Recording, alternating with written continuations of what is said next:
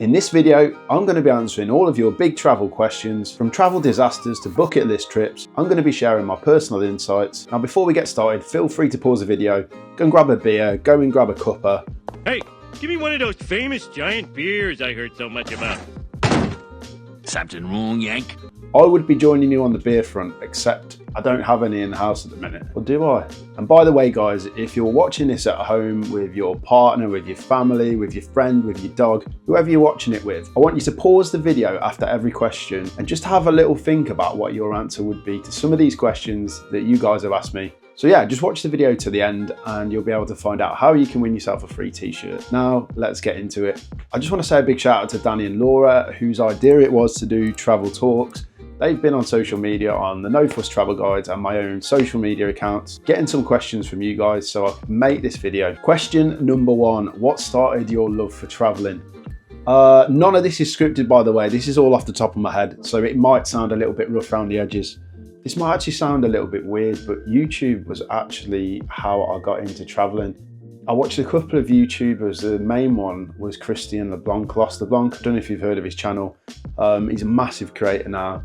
Some of his videos are a little bit on the cringy side, but he went to some incredible destinations backpacking. That's how he first started. He just had a GoPro and he went backpacking across Thailand, Southeast Asia, and it kind of opened up my world to traveling. And what I mean by traveling is that whole aspect of moving from place to place around a destination, a country, a part of a country.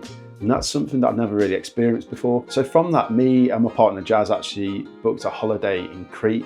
And instead of just booking like an all-inclusive or a 7-day hotel, we actually flew into Crete, got a ferry from Crete to Santorini and flew back from Santorini. And we had a couple of different hotels on each island. So I guess that was my first real experience of traveling. And from that, I was absolutely hooked. Then I think 6 months later, me and Jazz booked our trip to go to Southeast Asia, where we went to Thailand, Laos, Cambodia. And after that trip, I guess I fully had the travel bug. And I'm sure many of you guys watching know exactly what I'm talking about when I talk about the travel bug. It's just that constant need to find new places, to adventure. And I don't know if it's a good thing because you're always wanting the next trip or the next adventure. But it keeps me looking forward to things. Right, question 2. If you could live in any destination you visited, where would it be and why? Oh, that's a good question. If we're talking about a UK destination, I'd absolutely love to live in the Scottish Highlands. You guys know how much I've visited there and love doing the NC 500. I know there's a lot more to the Scottish Highlands than the NC 500, but there's just something about the outdoorsy nature, the wild landscapes, the people. Would definitely love there. I guess the other place in the UK would be Cornwall. Down on the southwest coast is absolutely gorgeous, and I envy anyone that's watching this video who lives down that way. The sort of lifestyle, the vibe that I get from that place is just epic. And yeah, I think I'd really like being near the sea because I live in Staffordshire, which is pretty much as far from the sea as you can get. So potentially Cornwall. If we're talking about somewhere abroad, I'd probably have to pick somewhere warmer than the UK. Maybe somewhere like Thailand or Bali in Indonesia, just from a digital nomad point of view. Although that would mean I wouldn't be doing so many UK road trips. So the long and the short answer is maybe the Scottish Highlands, maybe Cornwall, or maybe somewhere warmer. I think that's a decent enough answer.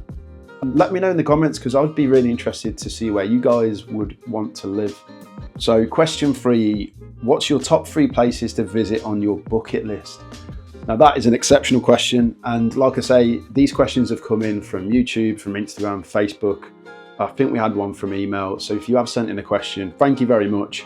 Top 3 bucket list, I'd love to go to Africa and do some kind of safari and tie it in with a road trip, potentially around Namibia. There's a lot of self-drive tours you can do there. So yeah, let's go Africa, safari, road trip as one. Australia, Great Barrier Reef, rainforests, the East Coast is definitely 2. And we're actually heading to Bali and Australia in a couple of weeks, which I'm genuinely really excited for. I've never been to Australia and it's definitely on my bucket list, so I'm ticking that one off. And then the third one, I'd probably say New Zealand. It's a place I've never been and it's a place I would love to do a road trip in. It's perfect for road tripping.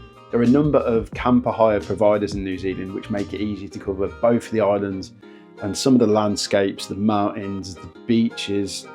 I think in terms of what I love doing, New Zealand has everything. So top 3, Africa, Australia and New Zealand. So question 4, have you ever had a travel disaster? So I've had many travel disasters, and I guess it depends what you're classing as a disaster.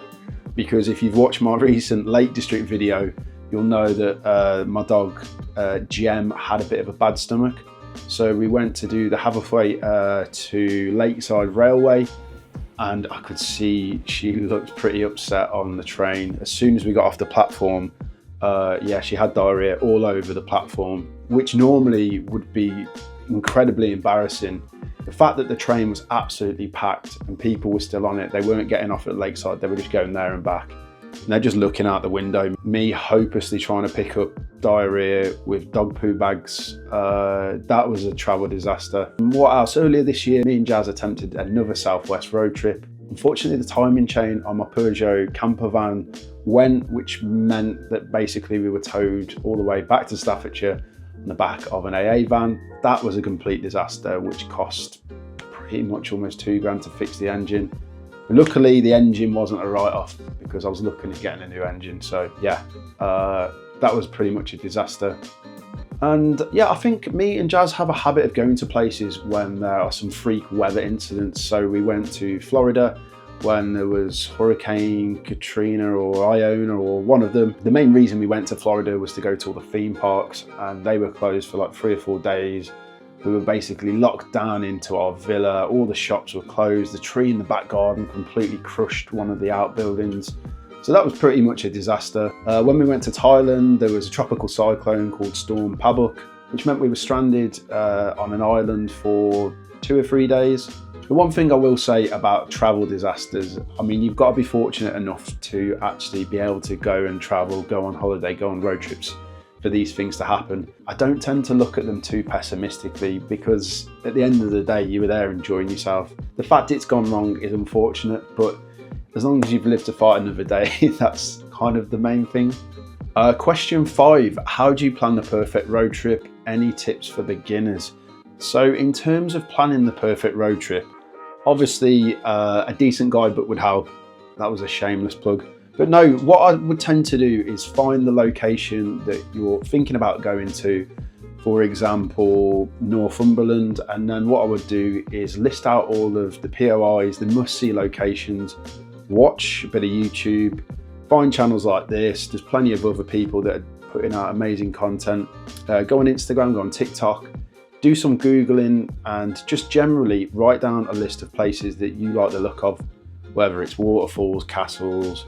Specifically get the names of them, and then what you want to do is put them into a list, a geographical list, so that you can order them by where they are in the location, and then that way you can start building your perfect road trip. By doing it that way, obviously you're not going back and forth on yourself, and you can plan your accommodation, places to eat around that. So that's pretty much what I would say in terms of planning a perfect road trip. There's obviously a lot more that goes into it than that, but from a starting point of view, that's what I would do. So moving on to question 6, this is a great question. What's your go-to destination for a quick weekend away? Now, because we're based in the Midlands, we can get to a number of places within a couple of hours. North Wales for us tends to be a nice weekend getaway, or Mid Wales. We frequently go to places like Aberystwyth, Anglesey, places like that. If you've watched this channel long enough, you'll know how much I harp on about Anglesey being a perfect weekend destination. It's like a mini road trip destination, that place. So probably somewhere like that, or the Clyn Peninsula, which is also up in North Wales. Question number 7, what areas does your dog-friendly book include? I was gonna say, I don't actually have a copy of it in my office. So our dog-friendly weekends away guidebook, it covers pretty much every area of the UK. It's broken down into regions, so we've got Northern Ireland, Scotland and England. And within each of them countries, it's obviously broken down further, so we've got places like the Southwest, Cornwall, Devon, the Cotswolds, the South Downs, London, so on and so forth. And obviously I'm going to big the book up because myself, Danny and Laura put a lot of time and effort into creating it. But the thing that I really like about the dog-friendly book is the fact that it's got a mix of campsites and hotels and Airbnbs. So it doesn't matter if you want to take your motorhome or if you fancy staying in a hotel, it has both options. And of course, everything in the book is dog friendly. So yeah.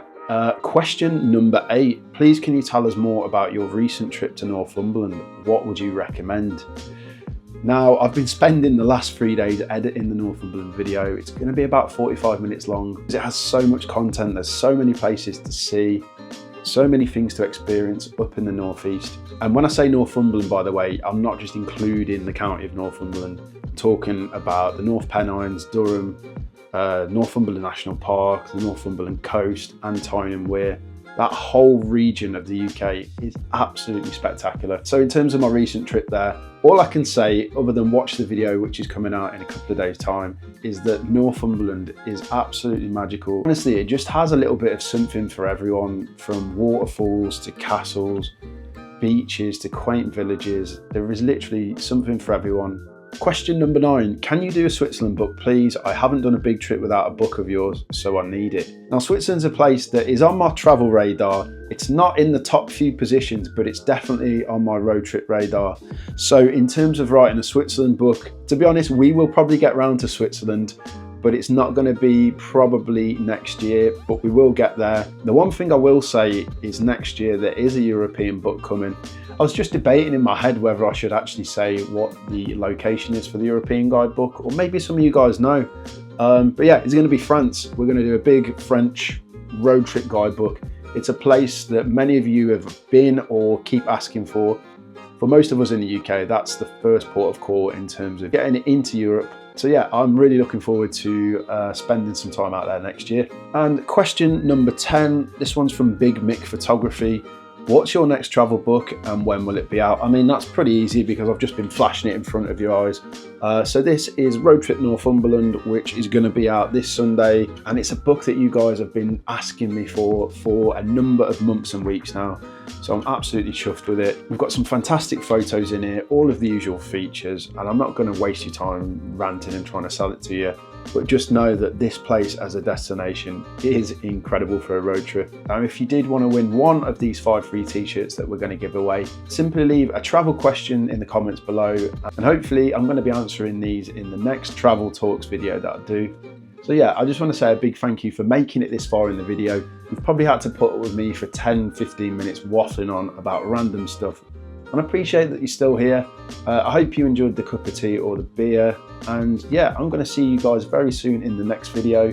If you are new to the channel, please hit the subscribe button. I'm trying to reach like 20k subscribers by the end of the year. So yeah, hit the subscribe button. Catch me over on Instagram at Robbie Roams, and I will see you all in the next video. Au revoir.